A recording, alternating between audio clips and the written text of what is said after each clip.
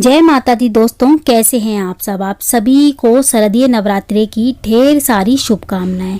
Friends, आपने नवरात्रों में हर किसी को हवन करते हुए तो देखा होगा, हवन सामग्री डालते हुए देखा होगा, माता रानी को लौंग बतासे का भोग लगाते हुए भी देखा होगा, लेकिन कभी किसी ने ये नहीं बताया होगा कि हवन कैसे करना चाहिए, किस किस देवी देवता के नाम का हमें भोग लगाना चाहिए, हवन सामग्री डालते समय हमें कौन से मंत्रों का उपचार करना चाहिए, कितने मंत्रों का उपचार करना चाहिए, कुल मिलाकर सही तरीका हवन करने का क्या होता है, ये किसी ने नहीं बताया होगा अभी।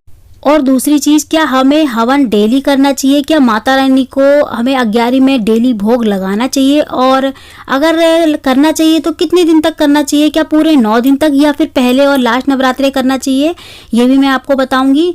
तो सबसे पहले मैं आपको बताती हूँ कि हवन करने का तरीका हमें कैसे शुरू करना चाहिए हवन। तो सबसे पहले तो जब हमारी पूजा हो जाए समाप्त, ठीक है, आरती जब हम करते हैं तो उससे पहले हमें हवन करना चाहिए। आरती से पहले हमें हवन करना चाहिए।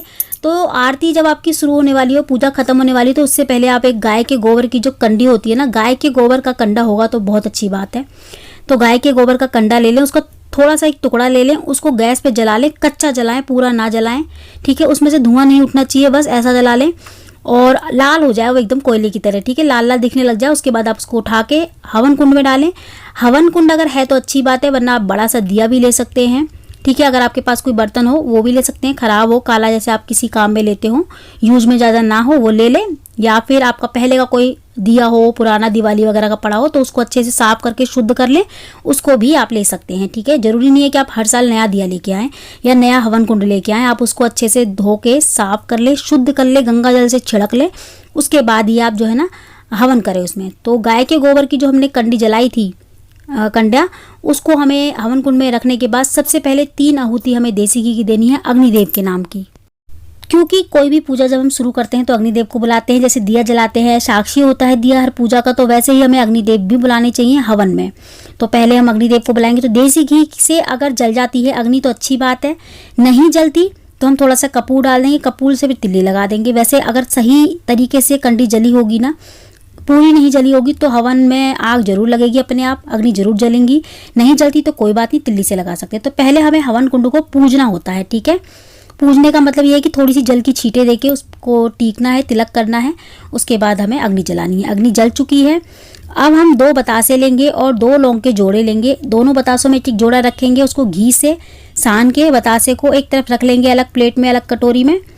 आप चाहें तो शुरुआत में लौंग बतासे का भोग लगा सकते हैं माता रानी को, शुरुआत में, हवन की शुरुआत में ही लगा दें, वरना आप लास्ट में भी लगा सकते हैं, जब हमारी हवन पूरा हो जाए ना उसके बाद भी लगा सकते हैं। अब ये देखिए, आप मैं हवन में सामग्री कैसे डाल रही हूँ, जो हवन सामग्री है ना वो कैसे डाल रही हूँ हवन कुंड में। देखिए उंगली, देखिए मेरी कौन कौन सी उंगली ले रही हूँ मैं, ठीक है। और साथ में देसी घी का आचमन भी करते जा रहे हैं हम। तो देसी घी 1-2 बूंद डालते रहिए। पहले हमें आहुति देनी है, उसके बाद हमें देसी घी का आचमन करना है। हर आहुति के साथ हम देसी घी का आचमन जरूर करेंगे। इसका मतलब ये है, जिस भी देवी देवता के नाम का हम भोग लगा रहे हैं ना, मतलब कि आहुति दे रहे हैं, उस देवी देवता को हम साथ में देसी घी से आचमन भी करते जा रहे हैं, जल भी पिलाते जा रहे हैं, ठीक है। इस तरीके से होता है हवन। अगर आप देसी घी इस्तेमाल नहीं कर रहे हैं तो आप जल लेके जल चारों ओर फेरे, हवन कुंड के चारों ओर, हवन कुंड के अंदर न डालें, हवन कुंड के चारों ओर फेरते जाएं। हल्का हल्का सा जल लेके चम्मच में 1-2 बूंद जैसे इस तरीके से कर देते हैं, और नहीं तो आप इस तरीके से देसी घी डालते जाएं। तो जब हम पहली आहुति देंगे ना हवन सामग्री की, तो किसके नाम की देंगे।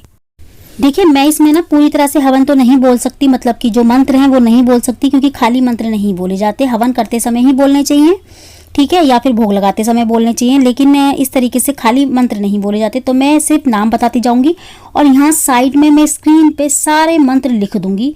तो जब आप हवन करेंगे आप देख सकते हैं या नोट कर सकते हैं, ठीक है, सभी मंत्र, और नंबर वाइज लिखती जाऊंगी 1 2 3 इस तरीके से। तो आप पहला मैं बता देती हूँ अभी कि पहली आहुति किसकी देनी। तो पहली आहुति तो देखो हमें देसी घी की देनी होती है अग्निदेव के नाम की, फिर हमें गणेश जी के नाम की देनी होती है। तो सबसे पहली आहुति हम देंगे गणेश जी के नाम की हवन सामग्री की, और फिर देंगे गौरी माता के नाम की, फिर देंगे नवग्रह, फिर दुर्गा माता के नाम की, फिर देंगे महाकाली के नाम की, फिर हनुमान जी के नाम की, भैरव जी के नाम की, कुल देवी के नाम की। हमारे घर में ना सभी के घर के एक कुल देवी देवता होते हैं, तो उनके नाम की भी हमें आहुति देनी है। उसके बाद हमें अपने स्थान देवता के नाम की आहुति देनी होती है, ब्रह्माय के नाम की आहुति देनी होती है, विष्णु भगवान के नाम की, शिव जी भगवान के नाम की, मतलब शिवाय के नाम की, ठीक है।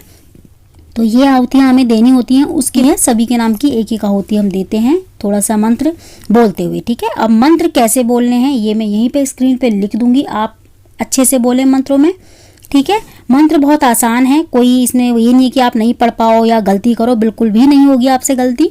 आप मंत्र बोलते बोलते हर आहुति देते जाएं, लेकिन मैं नंबर लिखती जाऊंगी, इस चीज़ का आपको ध्यान रखना है। नंबर बाय नंबर लिखूंगी, जितने मंत्र होंगे आप बोल देना।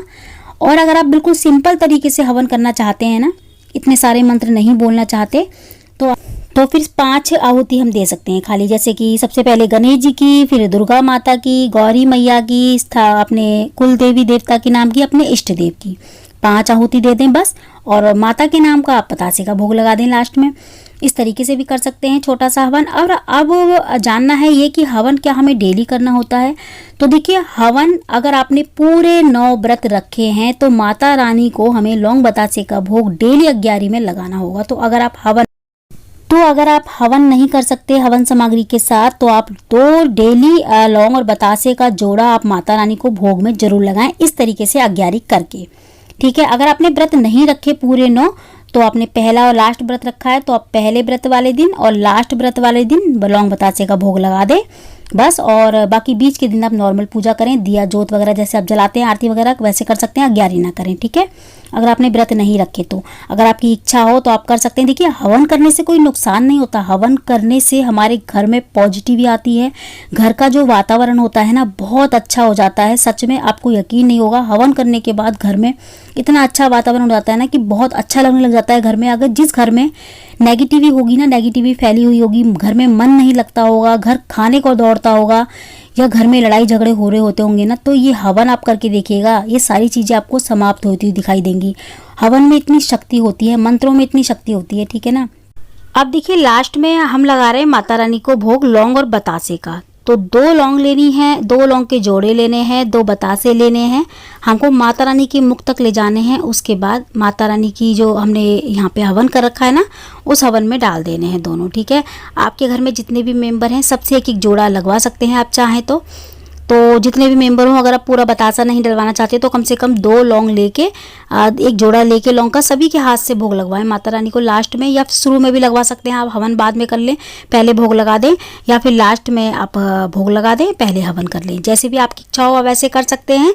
हवन करने के बाद हमको एक काम और करना होता है। देखिए, बहुत सारे लोग यही गलती कर देते हैं, हवन कर लेते हैं, पूजा कर लेते हैं, बस लास्ट में जो काम करना हमें ज़रूरी होता है वही काम भूल जाते हैं और पूरी पूजा हमारी बेकार चली जाती है। ठीक है, तो हमें एक काम और करना है। देखिए, सबसे पहले जब हमारा हवन हो जाए ना, हवन होने के बाद सबसे पहले तो हमें क्या ध्यान रखना है। देखिए, जितनी भी हम हवन में आहुति डाल रहे हैं उस हिसाब से हम एक कटोरी में अलग से हवन सामग्री ले लें और उतना ही देसी घी अलग डाल लें, पूरा डब्बा हाथ में नहीं लेना होता। ठीक है ना।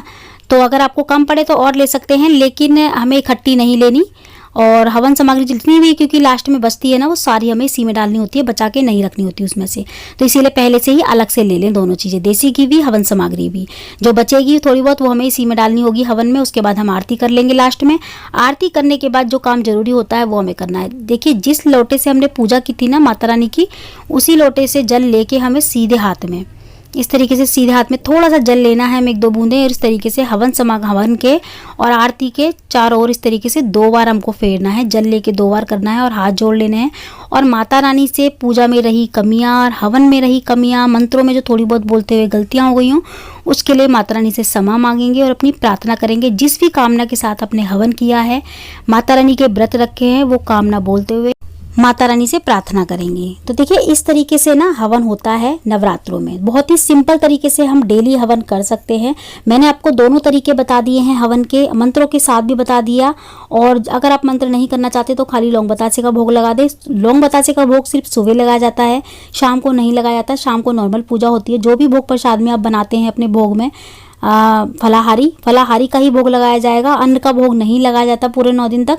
लास्ट नवरात्रि या अष्टमी वाले दिन ही अन्न का भोग लगाया जाता है, बाकी के और दिन हम अन्न का भोग नहीं लगाते। फल का, बतासे का इस तरीके से भोग लगाते हैं। तो फ्रेंड्स, हवन इसी तरीके से करा जाता है।